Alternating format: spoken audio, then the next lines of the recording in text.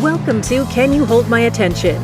Kingswood U.S. CEO and industry veteran Derek Bruton invites his guests to discuss and debate the latest trends and hottest topics facing financial advisors today. The guest list represents a who's who of the financial services industry.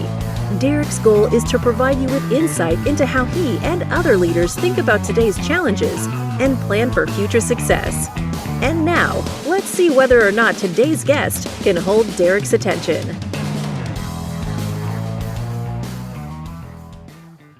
Leadership must be demonstrated, not announced. That's a direct quote from my esteemed guest today, Fran Tarkenton. And if there ever was a time in history that those words would apply, where leadership needs to be demonstrated, it's today. I often tell people that my biggest life lessons from my personal and professional life, came from my college and pro sports career. And through competitive sports, I was schooled on the values of hard work, accountability, and respect. And as I work here from my home office during this strict COVID lockdown here in Southern California, where we sadly saw 192 deaths just yesterday from this disease, one of the lessons I learned from playing basketball, resiliency, has been quite useful lately. It's actually quite embarrassing for me to speak about my limited sports career in the company of one of the greatest athletes ever in America, National Football League Hall of Fame quarterback, Fran Tarkenton. After achieving wild success in college at the University of Georgia, Fran was drafted by the Minnesota Vikings in 1961 and went on to star for the Vikings and the New York Giants for a total of 18 seasons. In his career, Fran threw for over 47,000 yards and passed for 342 touchdowns. And those are amazing numbers for sure. But what's most impressive, especially for a quarterback during that time, is that Fran also rushed for 3,674 yards and 32 touchdowns. He pioneered the term scrambling quarterback and still to this day ranks fifth in career rushing yards for quarterbacks. And at 6 feet tall and 190 pounds, one has to think that Fran was running for his life as well, with guys like Ed Too Tall Jones and Dick Butkus running after you. But my favorite stat, though, is that Fran ranks 8th on the all-time list of regular season wins by a quarterback. He's a winner through and through in sports for sure, but also off the field. And I'm going to talk today with Fran about that off-field success as well and how he's converted that winning attitude from sports and the lessons he's learned into a very successful business career over the last 40 years. And that includes how he's found success in working with financial advisors at Tarkenton Financial. So welcome, Fran. Welcome, my friend. How are you doing? Thank you, Derek. It's wonderful to be with you. And I hope you stay safe. I think we're making so much progress in the vaccines, and that's going to go fast and furious, and so we can get back to a more normal life. But I'm just happy to be with you and your people today.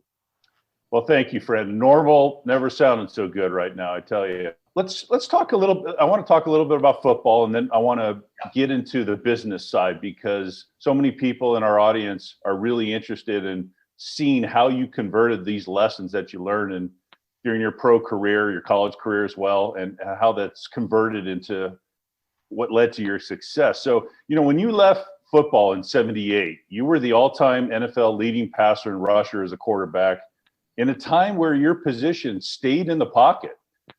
You were the trailblazer for people like Steve Young and Michael Vick and now Lamar Jackson. It must make you grin ear to ear to see where that position has evolved to.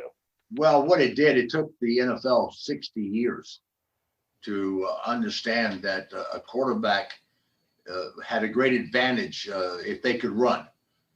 We have to be able to throw, but we have to be able to buy time and run, because the defense, they get paid too. And as you mentioned, the defensive pass rushers are pretty good too. And what do you do when they get through? You gotta go and find an alternative.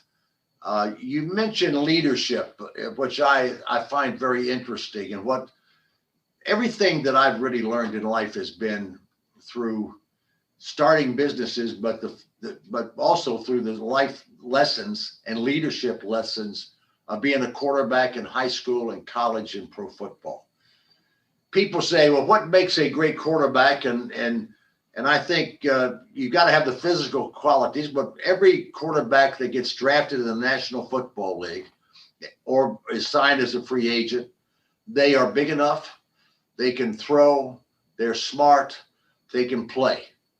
But the guys that make it are the guys that are great leaders, that the people around them trust them and believe in them. And they believe in them because they are helping them solve problems, helping them be successful, and understand that teams win, not individuals. We need to get our ego out of it. It's not about us. It's not about me as a high-paid quarterback or the chairman and owner of my company. It's about my customers, number one. It's about my associates and partners and that work for me, number one. I cannot separate that. And when that's the case, great things can happen. But I have seen, we see it in football at the pro level. We see guys come in who've got these great physical abilities. They get drafted in the first round, and they get drafted number 1, number 2, number 3, and they just don't make it. And I'll give you some. John Unitas was, when I came up, he was the icon of football. He was the greatest quarterback that had ever played. And he was a free agent. He didn't get drafted. He went to try out for Pittsburgh his first year. They've cut him. Another team cut him. And then finally, the Baltimore Colts signed him to a free agent contract, not draft.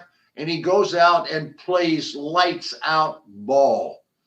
And of course, in the Hall of Fame, he set all the passing records.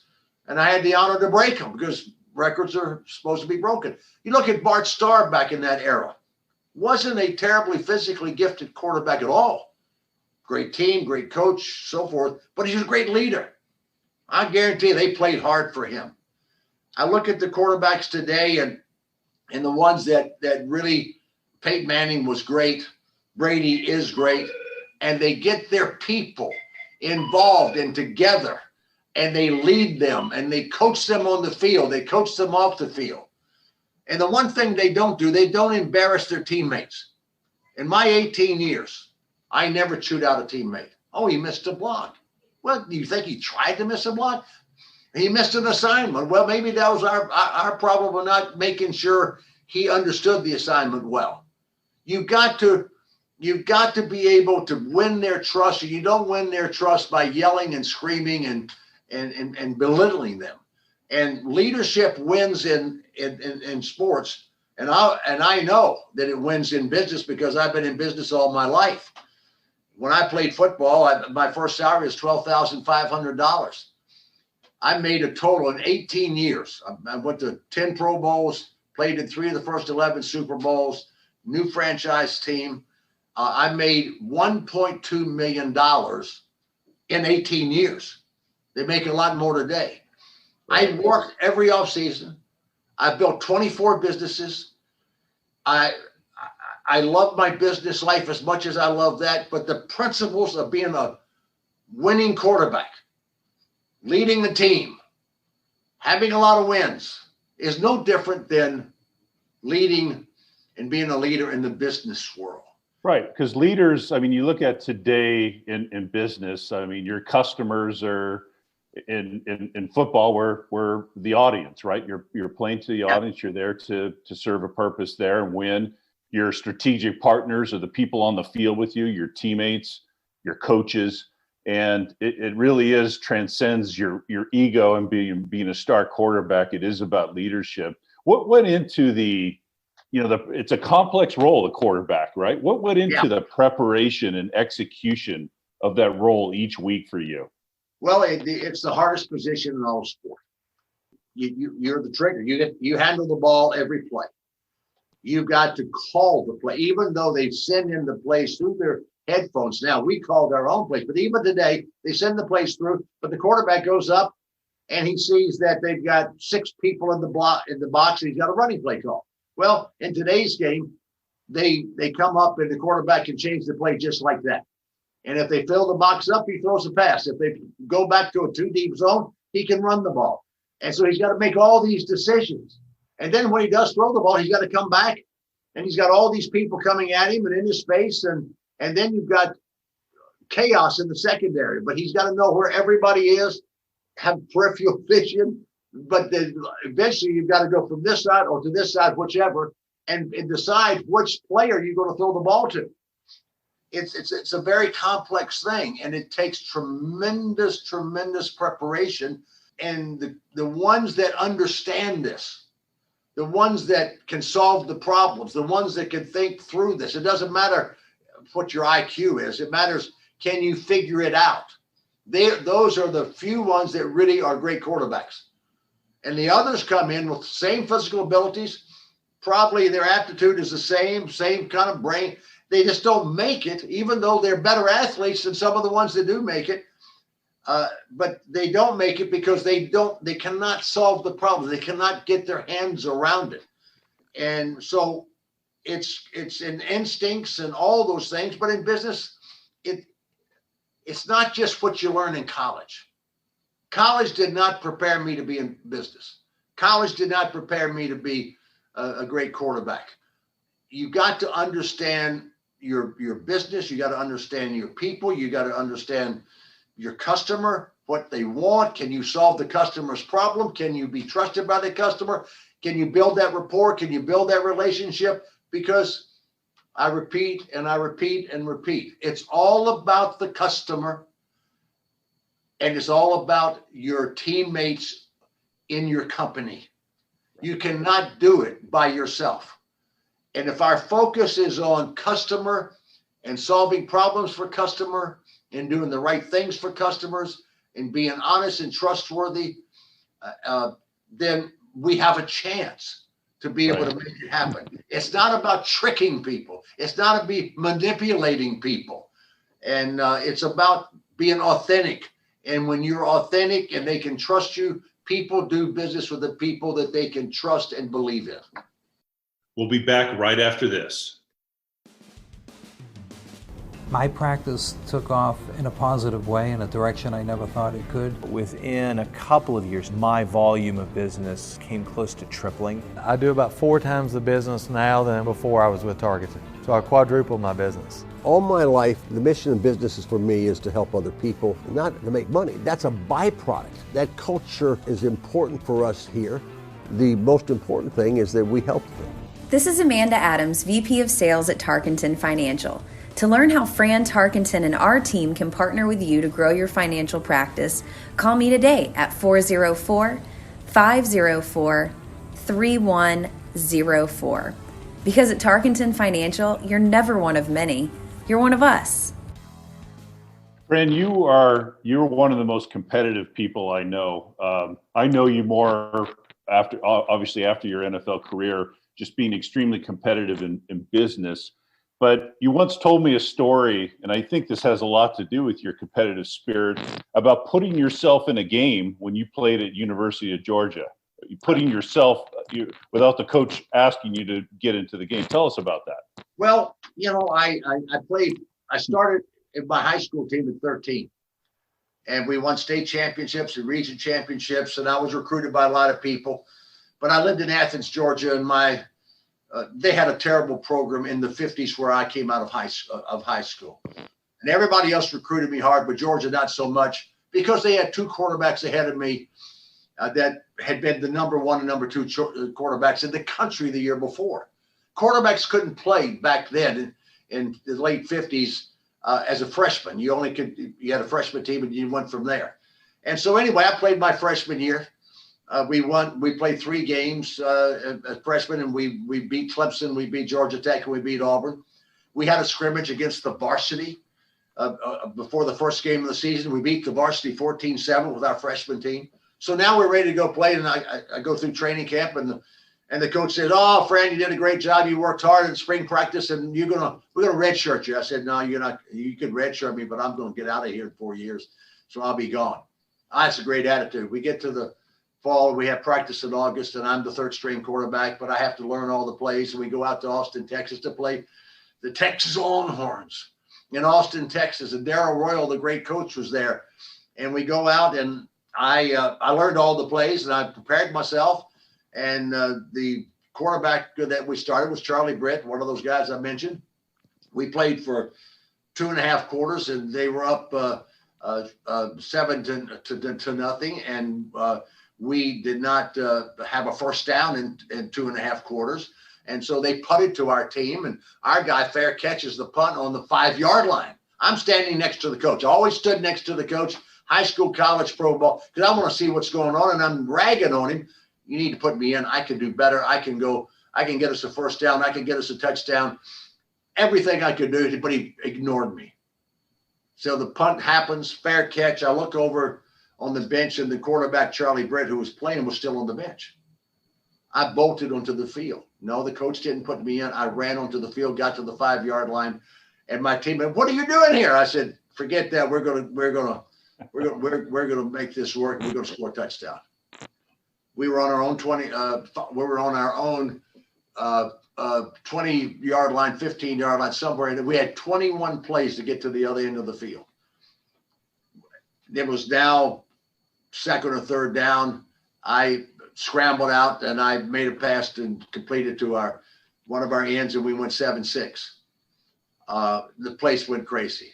The people back listening to the radio in Athens, Georgia, went crazy, and so now this was the first year of the 2-point conversion, and so they sent the kicker on. I waved the kicker off, and I told my teammates, I said, "Guys, if we don't make this 2-point conversion, I've got to ride a Greyhound bus all the way from Austin, Texas, to Athens, Georgia." And so anyway, I came back and I used my feet again. I scrambled. We didn't call it scrambling. They didn't have a name for a running quarterback. And I bought time to throw. I found another receiver at the last minute that was open. We got the 2-point conversion, and we won up 8-7. If I hadn't have put myself in, if I had not forced the issue, if I hadn't been so prepared and ready to play and understood, I might never have ever started in college football, might never have been to pro football, probably wouldn't, because these were skilled guys. I could play better than them. I understood how to play better than they did, and how to figure things out and how to lead. But sometimes we got to take disruptive actions to get ourselves somewhere, and I did then, and I never stopped doing that. That's a great story, and you also would have been on one of the worst Greyhound bus rides ever if you hadn't hit that 2-point conversion. So that's great. Fran, over the last since '78 when you retired, you've launched 20 companies. I think that's about right. What gave you the drive to be? I actually, Derek, I worked every off season. My first was 12. My first salary was $12,500, and I always had an off-season job. I did speaking, but I worked for Wilson Truck System. They were based in Sioux Falls, South Dakota, and they had an office in Minneapolis. And I would knock on the door of shipping clerks all over South and North Dakota in my off-season job, and they paid me about $1 an hour. They paid me nothing, and I went out and I also did 4 speeches a week. But in my 18 years, I made more money in the off season than I made in my salary. When I was 25, I started building my own companies. I built 24 companies. All but 2 made it, and it was good to recognize the ones that weren't right and didn't work. I need to stop that. But anyway, so I worked all my life. I worked all of the years I played in football. Fran, what about all the shoe contracts, though? The shoe, well, they paid Nike. Look what they paid. They made Michael Jordan a multi-billionaire, and all these basketball players and football players. And so the shoe people of our generation, they would give me, for my endorsement, they would give me shoes to wear to practice and on game day. No money whatsoever. We didn't have that money. That's funny. Yeah, it's so I interrupted you. Tell me more about how you learned to start and run these businesses. Yeah, well, the businesses, I learned very quickly that business is not as difficult as we make it. I've got to have a reason for people to want to do business with me. I've got to have products or services, or I've got to have counseling that people need and I'm good at and I can deliver. I can do what I say I can do. I can build trust. And so I started with that. I also understood, started reading sales books. I went to some sales seminars, and there was all about how do you manipulate people? How do you give the hard close, the soft close? How do you able to twist their arm to make them do what you want them to do? I threw those books away. I didn't go to any more of the seminars because I don't believe in selling. I believe in helping. I believe in building relationships. I believe in being authentic. And I may not have the answer for what they're wanting in whatever product or services I'm doing. And so I got to recognize that. I learned very much my customers were like my teammates. I needed my teammates. I needed my customers. You can't have a business without customers who generate the revenue. And so I don't believe in selling. I believe in helping. I believe in building relationships. I do business with the people I trust, the people that deliver what they say they can do. I don't do that with the people who are hyping me and I got the greatest this, the greatest that, and come join me and you're going to make billions and millions of dollars because I'm magic. I'm not magic and you're not magic. So I just always have been so understanding and respectful of my teammates in football and in business. And I was really understanding and respectful of my customers. Mm-hmm. I had to be customer friendly. And when I focused on that, good things happen. And the other thing is I can't do everything myself. In business, I've always had partners. Right. I built a technology company in the 60s, and my partner was IBM.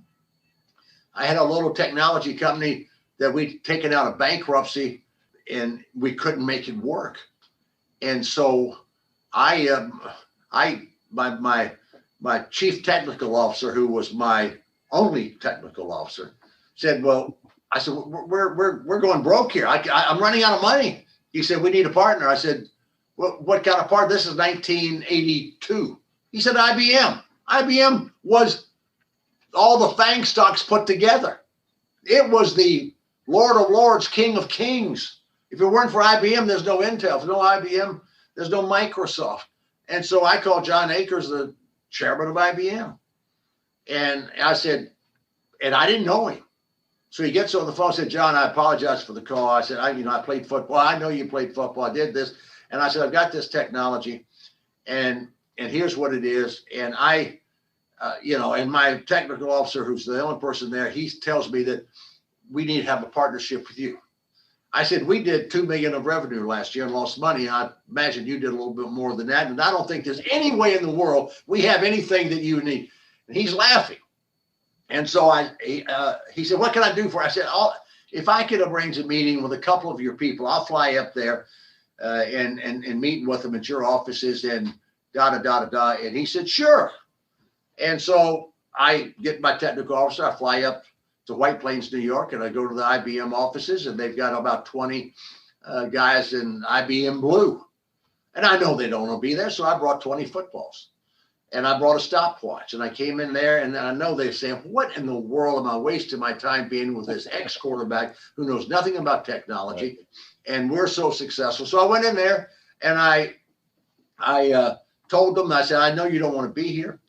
I don't, and I appreciate you being here. We're going to keep you here 30 minutes. I've got a stopwatch and let you get out and get your work. And here's my chief technical officer. He's going to tell you what we do and da-da-da, and we'll get out of here. And I'll sign footballs for you or your kids." 30 minutes. I said, "Thank you so much." No, they wanted to stay. We stayed for 4 hours. They loved what we were doing. There was a fit. And 4 weeks later, we formed a partnership with IBM. And I had they said, "We'd like to invest in your company." I said, "Well, how much you want to invest?" "We'd like to invest $10 million in your company." I said, "Would you own the company plus?" And it'd be a bad deal for you because we're not worth $10 million. "I'm not sure we're worth $1." And so they laughed at that. Right. And so anyway, I made a deal with them, and they wanted to put the $10 million in there. And I said, you can have then you could have 80% of the company. No, we'll take 10% of the company. And we went out and went from 2 million to 129 million in about 2 years. And we made IBM a lot of money. We made ourselves a little money, but it was transparency. It was authentic. It wasn't selling. It was, let's work this together. And I've always done that. I've always done that. I had partnerships with Sam Walton and Walmart. I've got a great partnership today with Apple. I've got great partnerships with ADP. And here's an old company and a technology company, two different things. And we build partnerships of trust and see how we can take our respective skills and be able to put 1 + 1 = about 5 or 6. I and you are not smart enough or good enough, or we're not Superman, and we cannot do everything. And we've got to have great teammates. We got to have great partners. We got to have great customers, and we got to be authentic. Well, Fran, you talked about helping people, not selling, but helping people. And a lot of business owners today, including leaders in our industry, are staring at a difficult road ahead with COVID and just the competitive nature of our business. A lot of people are struggling to compete, and clearly a lot of people are doing well as well. But you once said it's perfectly okay to want to quit as long as you don't. I think that's a great quote. What advice? But I think the thing that has made me a better person is I played in 3 Super Bowls and I lost all 3. I went back and said, what did I not do? How did I not prepare? How could I not? And I think having that experience and being down at the lowest level and like this period we've been on almost for a year now of this great epidemic that has disrupted the entire world. Never in my lifetime I've seen anything like it.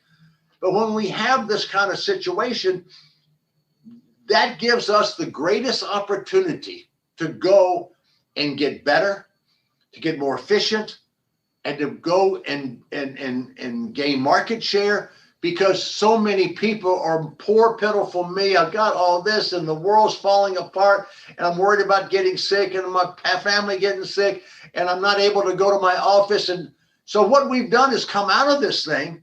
We've had a robust economy. We've learned that we now can do what we're doing here, and we're all over the country, and we can have this kind of communication. I haven't been on a plane in 5 months. I have worked out of my house. I'm in my office today, but we have done more great things. We are much more efficient, much more creative than we've ever been, because we've worked better together. We've taken this terrible, terrible time, and rather than be defeated by it or disappointed by it, we've just full speed ahead, and we are so much better and efficient today than we've ever been. And that's all happened because of this catastrophe that we've been in. And so it's been a great opportunity for us. And as far as growing our business, because we didn't lay down and die. Right. And a lot of people don't know you actually work with a lot of financial advisors today with Tarkenton Financial and Go Small Biz. Yes. But tell us a little bit about, your conversations with advisors and, what you're helping them with today. Okay. Well, we started Tarkenton Financial 20 years ago. We're in the, retirement income planning. We have people all over the country that we work with, and we help them develop marketing plans. Now we're doing a tremendous project with Google, and we're partnering with them, and we are building technology out to be able to digital marketing and where our people can go and work that, leveraging technology into their own particular marketplaces. Our people did a lot of seminars, but they couldn't do seminars anymore. So we just got more creative. And how do we go out and find prospects and customers and redouble our efforts and work better together and have better messaging? And so our businesses, we have 5 businesses here now. Tarkenton Financial is one of them, and they've all grown magnificently during this last year. It's been the best year that I've ever had in business in my lifetime. And now we've learned how to be in a awful situation that we've been in. Can I get on planes and go to San Diego or New York or Chicago to have meetings? We do this. And we've learned how to do this and so much more, and be able to still stay in touch and still share information and do our job. And so I think that's what you do in life, right? You don't give up. You don't quit. You don't, I blame my defeats on this and that. And when I accept, I've got a challenge here, but I'm going to overcome the negative of and go make something happen and do and leverage technology. Look at all the public offerings I've seen recently of technology people that are building technology to do things more efficiently and better service, and come out with unbelievable. Who would have thought the market would go from last February to now and be up like it is? I mean, Apple, the biggest company in the world, is up 72% or 71% since last year. So Tarkenton Financial has, again, 20 years, and now this is the best year we've ever had, because we have been working better together, sharing information better, doing a better job with our customers and our prospects, and we've been more flexible in how we work. And Fran, you've got obviously a magnetic personality that comes across great on Zoom, on phone calls. What would you share in terms of lessons to people that maybe don't have that sort of personality, but still need to develop rapport and trust with new prospects over the phone or on Zoom? Good question. I would say this: you've got to be yourself. This is me. You cannot be phony. You cannot try to be something that we're not. We've got to be authentic. We've got to show very quickly to we have friends because we treat our friends with respect. We treat our business partners with respect, and our customer. I think even at this stage, I'm more customer oriented than ever. I'm more partner oriented with other than ever. I always have asked a lot of questions because that's how we learn. We ask questions. I don't have all the answers. You don't have all the answers. But many people want to think and make people think, well, I'm the smartest guy in the room, so therefore you should do business with me. That's nonsense.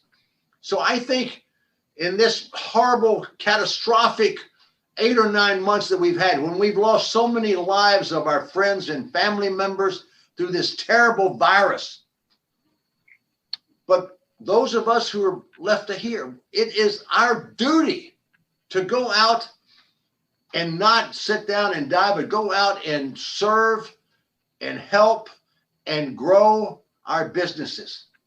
And I think this economy is a testimony to that.